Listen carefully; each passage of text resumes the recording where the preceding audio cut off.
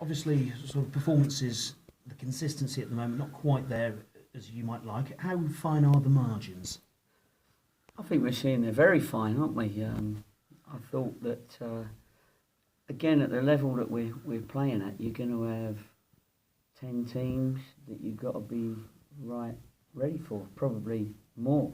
But I mean, there's going to be 10 games where they at least are going to be very, very similar teams, similar quality, similar tactics, similar experience, and we have to realise that and know that a team's going to be at its fittest, as Chester proved to us, in the first half an hour, and then so you've got to be ready, even though you've had a long coach journey, and you try and revive them in the warm up.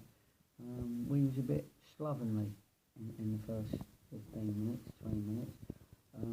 But I did feel the game was pretty even throughout. So it's the games that you think might be pretty even that you've got to make sure that you do that extra special thing, of whether it be extra work rate, extra bit of quality, extra cleverness with set plays, whatever it is, to go and actually win the game. Because although we haven't lost, we've only won one. So that's why you're probably saying it's a little bit inconsistent. But we're getting there. We're getting there. It's a new group.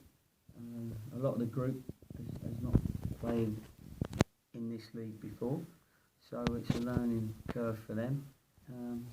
But I'm pretty happy. I mean, if a Saturday becomes important again, like the Southport game was, this becomes important because 15. If we get the points, the 3 points, then of course you're nearly up to your 2 points a game. And you proved last home game against Southport that you can play at home and perform at home, so I suppose you've got the confidence to go and do that again.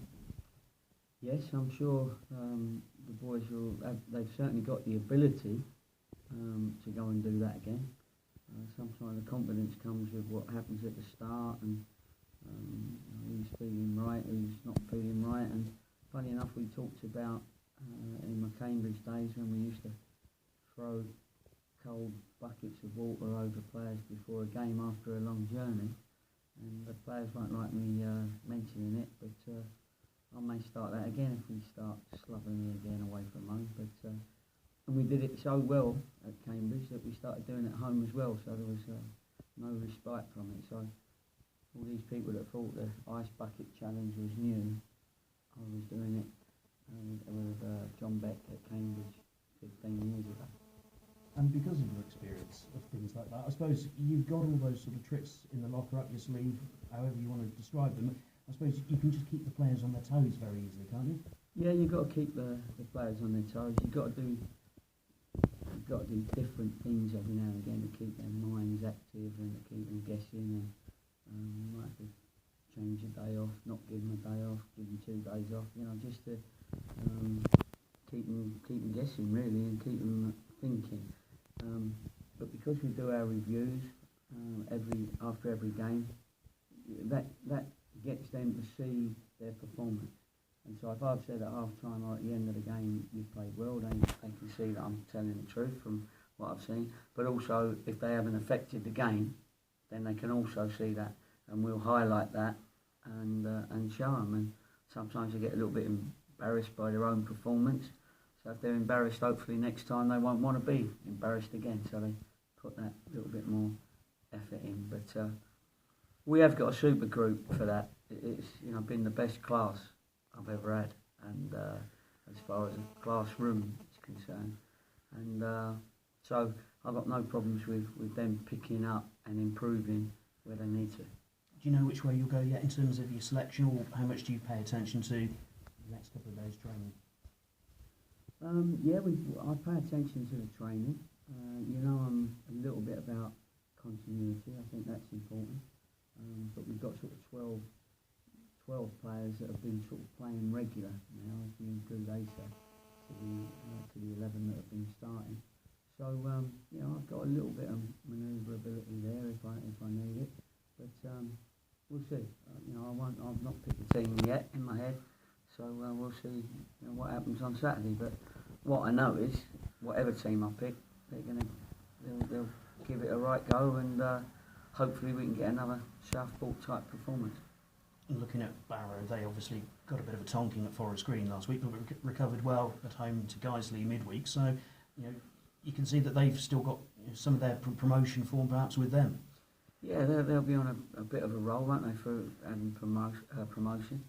Did they have a couple cent off at Forest Green? So you have to look at the circumstances sometimes of these games, and then you take each game as it comes, as everybody says.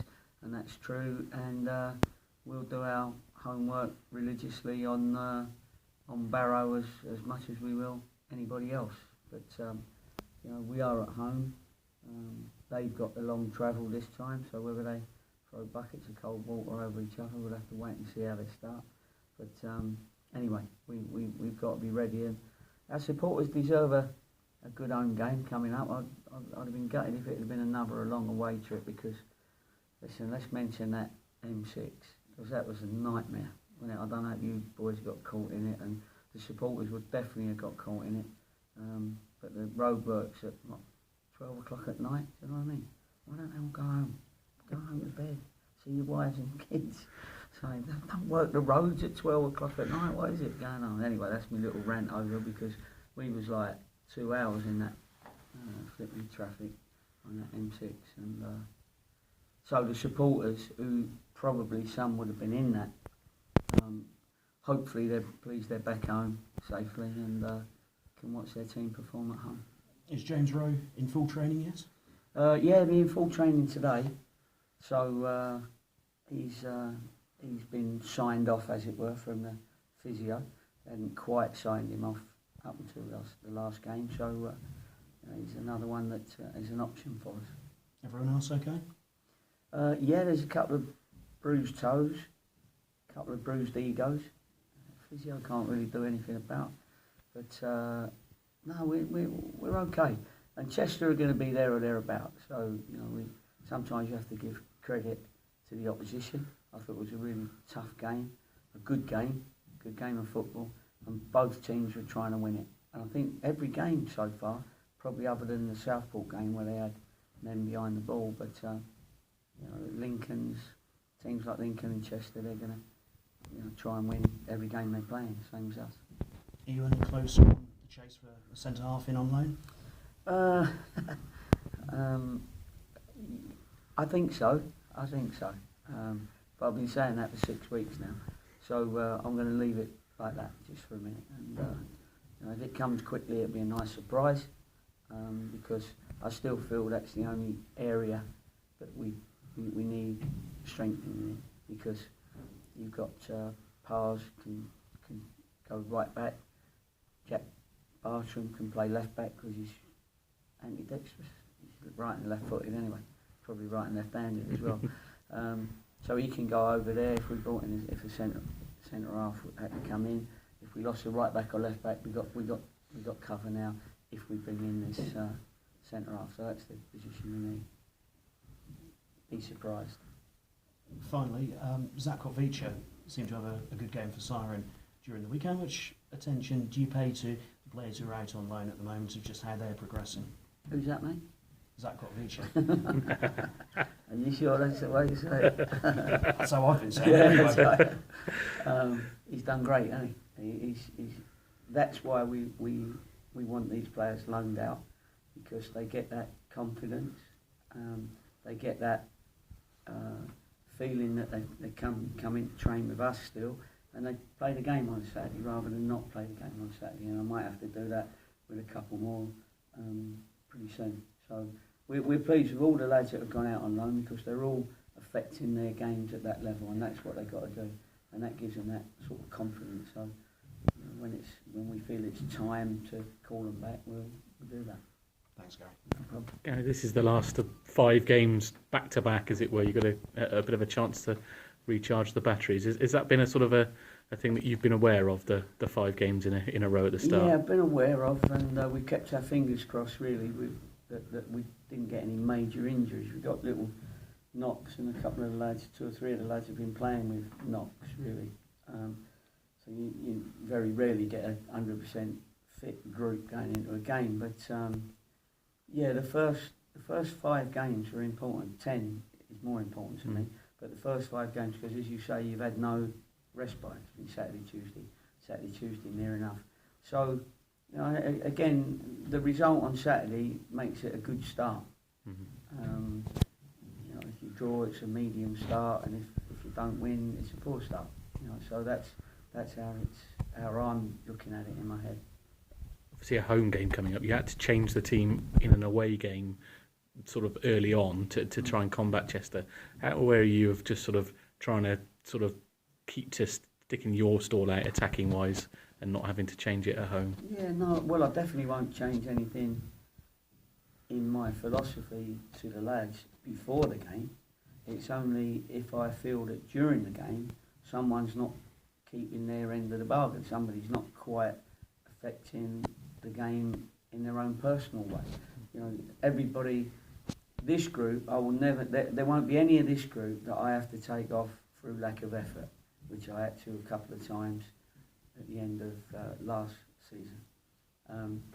So this group, you know, it's not going to be for a lack of effort. Sometimes the player can be unlucky, be in a sort of little bit of a dip in his form and lose a bit of confidence, and then I can't wait if he's out on the pitch to him to grow into that confidence. I've got to make a change, and the boys know that, and they understand that. And once they see the review, they'll see, you know, those individuals. You know, Billy will be disappointed because we love Billy. He was probably our best player through the pre-season, but he's just going for a little bit of a lack of effectiveness, really.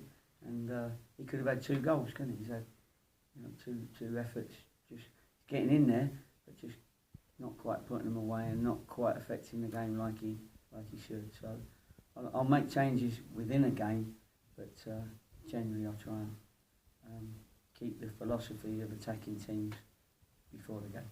Is this the first real tough decision you've had personnel-wise then, since the start of the season? They used to be tough when you start off in your career, but they're not anymore. You know, sometimes you're being cruel to be kind, and you know that because you know someone's going to come back stronger. If they don't, then they shouldn't be here.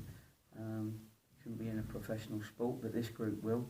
So you're just enhancing the squad all the time as a manager, and you sort of have to take the personal side of it out, because if it was people you liked, it might be a different team sometimes to the ones that you are lower down the scale for liking us. You know, I mean, again, most of these are right up there, but so you have to be professional as a manager, and you pick your team according to your philosophy, and making sure that the continuity is still there. If you change 2 or 3 every week, you're going to struggle, because if it don't work and then you change it all and then it don't work again, what do? You go back to the others and say, well, actually the other group were poor and all, so you were the better of the poor lot. So, you know, and they go, yeah, all right, he wants me back now, does he? Do you know what I mean? So you've got to be a bit careful how you deal with that. Have you mentioned the idea of the cold shoulders, cold showers? Sorry, Cold to the shoulders. cold showers. Freudian slip.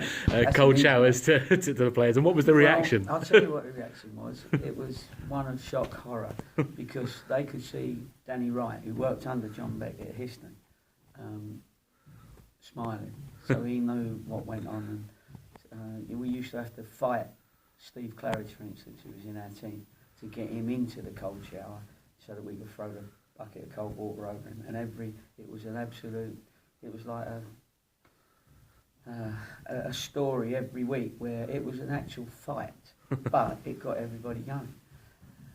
And I thought I'd test the reaction by seeing Murray. I don't know why, he always says why always me, and it is actually, he always is. But I did get a handful of cold water just before the game and threw it over him.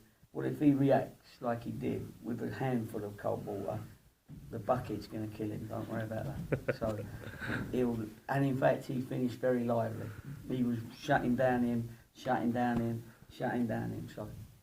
his job. Yes, I did mention it. So just a warning at the moment, Just a warning. but beware. Yeah, just a possibility. Excellent.